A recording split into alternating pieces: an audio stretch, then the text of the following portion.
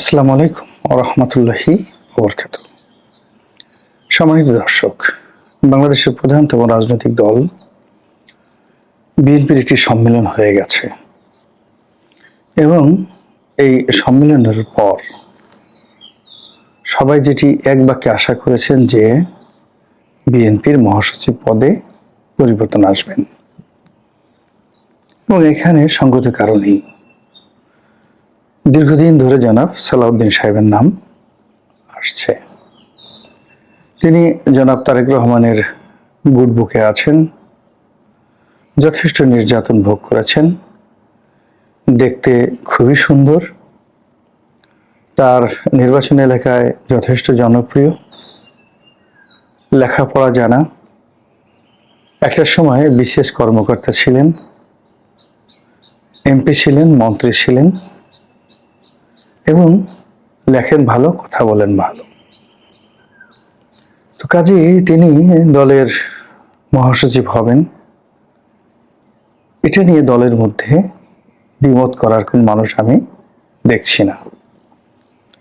দলের যারা সিনিয়র নেতৃবৃন্দ রয়েছেন, মির্জা আব্বাস কিংবা গয়েশ্বর বাবু, তারা এখন যেখানে রয়েছেন সেখানে তারা হ্যাপি।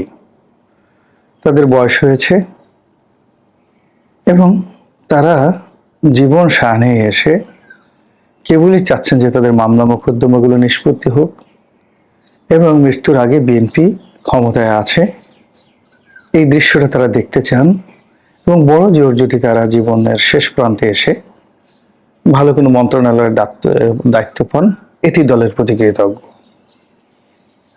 এর বাইরে যিনি বর্তমান মহাসচিব আছেন তিনি আপাত মস্তক ভদ্রলোক মানুষ, দীর্ঘদিন ধরে দায়িত্ব পালন করছেন, তার শরীর ভালো নয়, স্বাস্থ্য ভালো নয় এবং বিএনপির জনাব রুহুল কবির রিজভী সহ অনেকের সঙ্গে তার একটি মনস্তাত্ত্বিক দূরত্ব রয়েছে। এই কারণে তিনি এই পদ ছেড়ে সাধারণ একজন সদস্য হিসেবে কাজ করার জন্য অতিমাত্রায় আগ্রহী।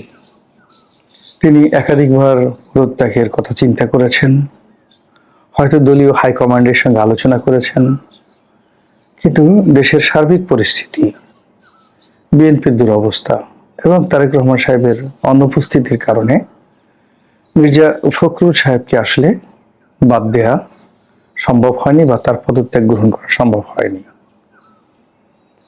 অন্যদিকে তার যে গ্রহণযোগ্যতা, as a gentleman, as a educated man, as a mild, as a popular man, এটা এখনো এই দলের মধ্যে দ্বিতীয় কোনো ব্যক্তি অর্জন করতে পারেননি। তার যে ওয়েট এবং দেশে এবং দেশের বাইরে তার যে প্রেজেন্টেশন ইংরেজিতে এবং বাংলাতে, ওটাও বিএনপিতে দ্বিতীয় ব্যক্তি নেই।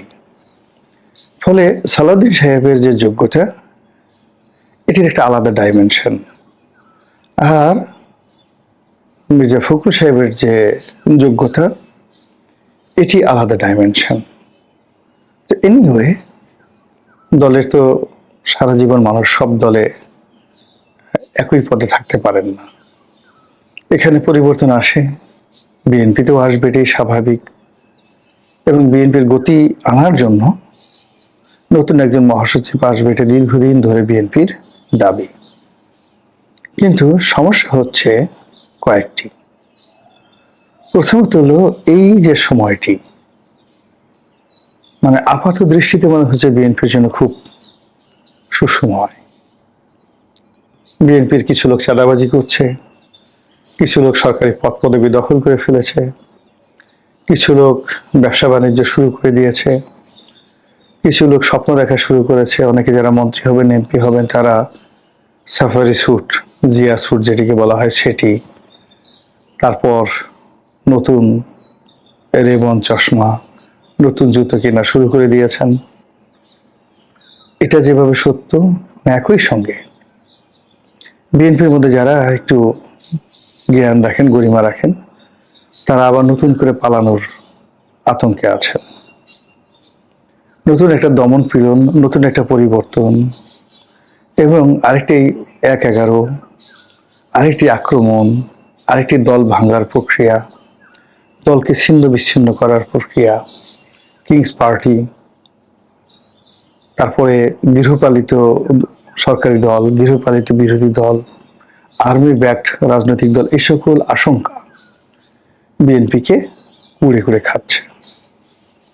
দ্বিতীয়ত, বিএনপি যিনি সুপ্রিম লিডার এই মুহূর্তে জনাব তারেক রহমান, তিনি দেশে নাই। দেশে আসার মতো পরিবেশ তার কাছে মনে হচ্ছে না, এবং তার অনুপস্থিতি তার নিজের রাজনৈতিক ক্যারিয়ারকে শেষ করে দিচ্ছে এবং বিএনপিকে শেষ করে দিচ্ছে। অনেকে তাকে ভয় দেখাচ্ছেন যে তিনি বাংলাদেশে এলে তার অবস্থা হবে পাকিস্তানের বেনজির ভুট্টোর মতো, যেখানে সাধারণ মানুষের জীবনের কোনো নিরাপত্তা নেই।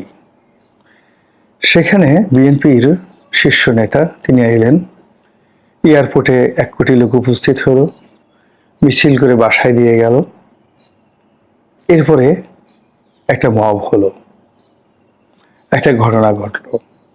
অথবা তিনি সদল বলে চট্টগ্রামে গেলেন, সিলেট গেলেন, তারপর বরিশাল গেলেন, এই যাত্রাপথে একটা দুর্ঘটনা ঘটলো। এর কারণ হলো থানা, পুলিশ, প্রশাসন কোনো কিছুর মধ্যেই এখন আর বিশ্বাসযোগ্যতা নেই, নিয়ন্ত্রণ নেই। ফলে বিএনপি যদি তারেক রহমান বিহীন হয়ে যায়, তারেক রহমানকে মাইনাস করা যায়, একটি সেই ২১ আগস্টের গ্রেনেড হামলা চালানো যায়, এই বাংলাদেশে যেহেতু হয়েছে, কেউ না কেউ করেছে, তাহলে পুরো জিয়া বংশ নির্বংশ হয়ে যাবে। ফলে তিনি পরিপূর্ণভাবে আত্মবিশ্বাস অর্জন না করা পর্যন্ত আসতে পারছেন না।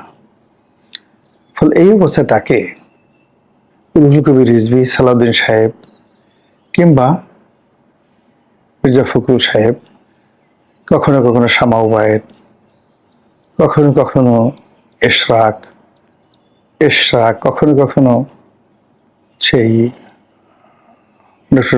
ডক্টর মঈন খান, নজরুল ইসলাম খান, মানে উনি যখন যাওকে যেভাবে মনে করেন সেভাবে রিকোয়েস্ট করে, বলে, হুকুম দিয়ে তিনি তার কাজগুলো করিয়ে নিয়ে দলটিকে চালিয়ে নিচ্ছেন।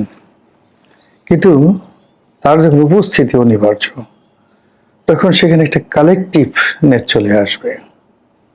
সেই কালেকটিভনেসটা নেতৃত্ব দেওয়ার জন্য পুরো প্রশাসন তার যদি অধীন না হয়, তিনি তার নিজের নিরাপত্তা যেভাবে বিধান করতে পারবেন না, দলের নিরাপত্তা বিধান করতে পারবেন না। ফলে তার অবর্তমানে সেই দীর্ঘদিন ধরে দল যে বিপদে ছিল, সেই বিপদটি বর্তমান জমানাতে এসে ১০০ গুণ বেড়ে গেছে। এর কারণ হলো আওয়ামী লীগ জমানাতে বিএনপি সবাই দৌড়ের উপর ছিল, দুর্নীতি অনিয়মের অভিযোগ তোলার সময় ছিল না, জীবন বাঁচানো যেখানে তাদের জন্য খরচ ছিল। তো কাজেই তারেক রহমান সাহেব লন্ডনে, চাঁদের দেশে, না ইরানে, না তুরানে, এটি নিয়ে কোনো প্রশ্ন আসেনি। কিন্তু এখন অনেকগুলো বিষয়ে বিএনপিকে দায়িত্ব নিতে হচ্ছে, এবং সেই দায়িত্ব এবং কর্তব্যের জায়গা থেকে বিএনপি পেরে উঠছে না। ফলে বিএনপিকে জালেম, বিএনপিকে চাঁদাবাজ, আর অনেক গালাগাল দেওয়ার সুযোগ বিএনপি কর্তৃপক্ষরা পাচ্ছে। এরই মধ্যে বিএনপির সম্মেলন হলো, নতুন মহাসচিব আসবে, কিন্তু এখানে দেখা গেল যে ৩ জন নাকি নতুন মহাসচিব দেয়া হবে। এই অভিনব সিদ্ধান্তটি বিএনপির জন্য আত্মঘাতী হয়ে পড়বে। কোন অবস্থাতেই কাজটি করা ঠিক হবে না। বিএনপিকে যারা তেল মারছে, তারেক রহমান সাহেবকে যারা তেল মারছে, তাদের কথা আলাদা। যারা এটিকে বলছে একটা ডাইনামিক সিদ্ধান্ত, মানব জাতির ইতিহাসে এরকম সিদ্ধান্ত আর কখনো হয়নি, এই সিদ্ধান্তের ফলে বিএনপি অমরত্ব লাভ করবে, এই সিদ্ধান্তের ফলে তারেক রহমান সাহেব বিশ্ব নেতা হয়ে যাবেন, এই সিদ্ধান্তের ফলে বিএনপি তর করে ক্ষমতার একেবারে চূড়ায় পৌঁছে যাবে, এর একটা অসত্য নয়। তিনজন মহাসচিব হওয়ার সঙ্গে সঙ্গে বিএনপি তিনটি ধারায় বিভক্ত হয়ে যাবে, কেউ কারো কথা শুনবেন না, এমনকি তারেক রহমান সাহেবের কোনো নিয়ন্ত্রণ থাকবে না। এবং এই যে প্রশাসনিক, যে আন্তর্জাতিক বা যেইভাবে তারা ভাগ করছে, এমনিতেই বিএনপির অনেক নেতাদের সঙ্গে মুখ দেখা দেখি বন্ধ। মির্জা ফখরুল ইসলাম আলমগীর, তার সঙ্গে রুহুল কবির রিজভী, সাদেক হোসেন খোকার ছেলে ইশাকের সাথে মির্জা আব্বাস, মির্জা আব্বাসের সাথে নবিউল্লাহ নবী, এরপর আরো অনেকের সাথে, অসীমে যেটা আছে ধানমন্ডির ব্যারিস্টার অসীম, তার সঙ্গে সেখানকার রবিউলের সম্পর্ক। এরপর তারেক রহমান সাহেবের সাথে মোসাদ্দেক আলী ফালুর সম্পর্ক ভালো নয়, গিয়াসউদ্দিন আল মামুনের সম্পর্ক ভালো নয়। অথচ ঢাকা শহরের বিএনপি মাইন্ডের যে ব্যবসা বাণিজ্য, যত আন্ডারওয়ার্ল্ড, যত গুন্ডা বদমাইশ, সবগুলো এই মোসাদ্দেক আলী ফালু এবং গিয়াসউদ্দিন আল মামুনের হুকুমে চলে। কাজেই এখানে জনাব তারেক রহমানের অনুপস্থিতিতে পুরো আন্ডারওয়ার্ল্ড, এই আন্ডারওয়ার্ল্ড নিয়ন্ত্রণ করছে বিএনপি। আর বিএনপির যারাই আন্ডারওয়ার্ল্ডের নেতৃত্বে আছে তাদের সঙ্গে তারেক রহমানের কোনো সম্পর্কই নেই। তো বুঝতে পারছেন যে কি ধরনের একটা ভয়াবহ গেম চলছে। এবং এই গেমের মধ্যে প্রায় প্রতিদিনই সারা বাংলাদেশে 2-10 জন করে আওয়ামী লীগের নয়, বিএনপির নেতাদেরকে বহিষ্কার করা হচ্ছে। এবং এই অবস্থাতে যদি 3 জন মহাসচিব আসে, তাহলে ত্রিচক্রে ভগবান ভূত যে প্রবাদ বাক্য রয়েছে, সেই প্রবাদ বাক্যের মতো হয়ে যাবে। কিংবা ওই যে ত্রিশূল, শিবের হাতে যে ত্রিশূল, এই ত্রিশূলের যে ভয়ঙ্কর পরিণতি, এরকম 3 জন মহাসচিব 3টি ত্রিশূল হয়ে এই দলকে বিপদের মধ্যে ফেলে দেবে। এই দলের একজন ক্ষুদ্র সমর্থক হিসেবে, কর্মী হিসেবে, কোন রকম স্বার্থের কথা চিন্তা না করে এই কথাগুলো বললাম। যারা শোনার তারা শুনবেন, আর যারা শোনার নয় তারা শুনবেন না। আল্লাহ আমাদের সবাইকে হিদায়াত দান করুন এবং হেফাজত করুন। আসসালামু আলাইকুম ওয়া রাহমাতুল্লাহি ওয়া বারাকাতুহু। আসসালামু আলাইকুম। কথা বলেন আমাদের সবার পরিচিত প্রিয় মুখ ডক্টর গোলাম মাওলা রনি, সাবেক সংসদ সদস্য, লেখক এবং জার্নালিস্ট। খুবই গুরুত্বপূর্ণ আলোচনা করলেন বাংলাদেশের বর্তমান বিষয় নিয়ে কথা বললেন। বর্তমান বাংলাদেশের কি পরিস্থিতি, রাজনৈতিক পরিস্থিতি, ডক্টর মোহাম্মদ ইউনূস এবং শেখ হাসিনাকে বিভিন্নভাবে রাজনৈতিক আলোচনা করলেন আমাদের সবার পরিচিত প্রিয় মুখ গোলাম মাওলা রনি। কেমন লেগেছে অবশ্যই কমেন্টে জানাবেন। সবাই ভালো থাকবেন, সুস্থ থাকবেন। ভিডিওটি শেষ করছি। আসসালামু আলাইকুম।